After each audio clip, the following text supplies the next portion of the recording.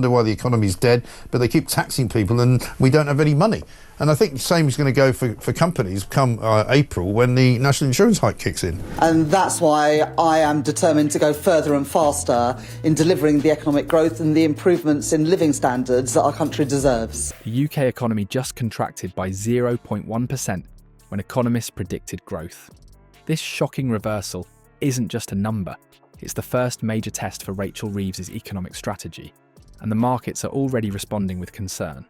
While Labour promised economic competence during the election, Friday's disaster reveals a very different reality. With the pound falling and business leaders expressing serious doubts, could Reeves' controversial national insurance hike be driving the UK straight into a recession? The answer might surprise you. We're very weak at the beginning of the year, and that's sort of consistent with this idea that people are starting to worry about, the further pressures to come. Before we move on, I'd like to ask you a small favour. If you appreciate this content, please take a second to like this video and subscribe to the channel. Over 98% of you watch the videos without subscribing. It costs you nothing, but it makes a huge difference to us. So, did you click the subscribe button? Great, thank you so much. Now, back to the video. Has Rachel Reeves just experienced her first major economic crisis? Friday's data dump has triggered alarm bells across Westminster and the city. What was meant to be a modest economic uptick turned into a gut punch that's left the Chancellor scrambling for answers. Let's be crystal clear about what happened. Economic forecasters had penciled in a 0.1% growth figure for January. Instead, we got slapped with a 0.1% contraction. This 0.2% swing isn't just a rounding error or statistical noise. It represents a complete reversal in Britain's economic trajectory.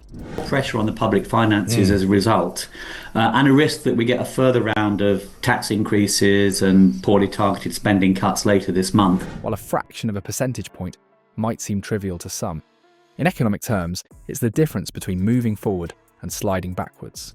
City economists are still reeling from the shock. These aren't amateur forecasters we're talking about. These are seasoned professionals with sophisticated models who collectively missed the mark by miles. Slightly up. But there's no doubt that the economy is really struggling at the moment. And if there is growth, it's very feeble. It raises uncomfortable questions about whether the Treasury's own economic forecasting tools are fundamentally broken. If the experts can be this wrong about 1 month, how can we trust the government's longer-term economic projections that underpin Reeves' entire fiscal strategy? Digging into the numbers reveals something more worrying than a temporary blip. This isn't just one sector having a bad month, it's multiple critical industries simultaneously hitting the wall. Well, you're right. I mean, the problem now is that the economy is weak even before the main measures from last October's budget actually kick in. Yeah. So, manufacturing output slumped dramatically, construction projects stalled, and energy production, particularly oil and gas extraction, recorded dismal figures. When Liz McCone, the Director of Economic Statistics, described the overall economic picture as showing weak growth, she was being diplomatic to the point of delusion. The truth is far starker. Multiple pillars of the British economy are crumbling simultaneously. The synchronicity of these failures points to deeper, systemic problems rather than isolated sectoral hiccups. And the timing couldn't be worse for Reeves. Her controversial policy decisions, particularly the increases in national insurance employer contributions and aggressive minimum wage hikes, are now under intense scrutiny. the big increase in the national minimum wage, which is great for those people on low pay who keep their jobs, but many will actually lose them. Business leaders have been warning for months that these measures would strangle investment and freeze hiring plans. Friday's data suggests they may have been right all along. Market reaction was swift and merciless. Jan Stanzel, chief market analyst at CMC Markets, didn't mince words when he described the figures as a complete disappointment across the board. This blunt assessment from a respected market voice carries significant weight with investors. The pound promptly drops 0.1% against both the dollar and euro. A clear vote of no confidence from international markets in Britain's economic management. When foreign investors look at the UK right now, they're seeing a country that's taking economic steps backwards, while its European neighbours push forward. The most ominous shadow looming over Downing Street now is the R word, recession. Britain is dangerously close to the technical definition. 2 consecutive quarters of negative growth. January's contraction means we're halfway there. If the February and March figures don't show a dramatic turnaround, Reeves will find herself presiding over Britain's first Labour recession in almost 15 years. I wonder why the economy's dead, but they keep taxing people and we don't have any money. And I think the same is going to go for companies come April when the national insurance hike kicks in. While there were small bright spots, retail showed some resilience, particularly food stores, as more Britons opted to eat at home. These minor victories were swamped by the broader economic retreat. The fact that people choosing cheaper dinner options at home rather than eating out counts as good news speaks volumes about the current economic climate. Hiring and investment until April is out of the way. And assuming the economy doesn't fall off a cliff, then things will look a lot better in the second half of the year. Yeah. Why does this 0.1% contraction matter so profoundly? Because it strikes at the heart of Labour's central claim to power: economic competence.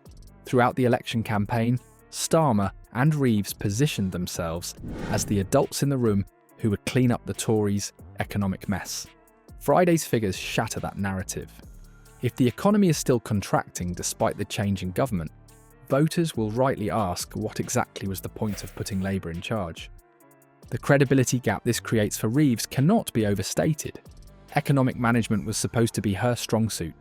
Her entire political persona is built around being the sensible, pragmatic steward of Britain's finances. This contraction undermines that reputation and raises difficult questions about whether her policy approach is fundamentally flawed. Friday's economic bombshell isn't simply a blip on the radar, it's a systemic warning that economists like Hayley Lowe from the National Institute of Economic and Social Research are taking seriously. The fragility of Britain's economic foundation has been exposed, creating the perfect storm for Reeves as she prepares her spring statement.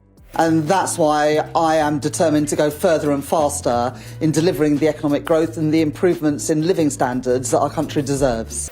Historical patterns show the UK struggles to recover from economic contractions, making the situation particularly concerning for ordinary Britons planning their financial futures. What makes this crisis more dangerous is the government's habit of policy U-turns, which experts warn could further erode both business confidence and investor trust. Yeah, well, I don't think the figures were quite as bad as they sound. As you say, the economy shrank by 0.1% in the first month of the year. With mounting pressure on Reeves to restore economic stability, the coming weeks will be crucial. Her previous tax policies have already faced severe criticism for hampering business investment, precisely what Britain doesn't need when teetering on the edge of recession. The question now isn't whether Friday was a bad day, but whether it was merely the opening chapter of a prolonged economic nightmare.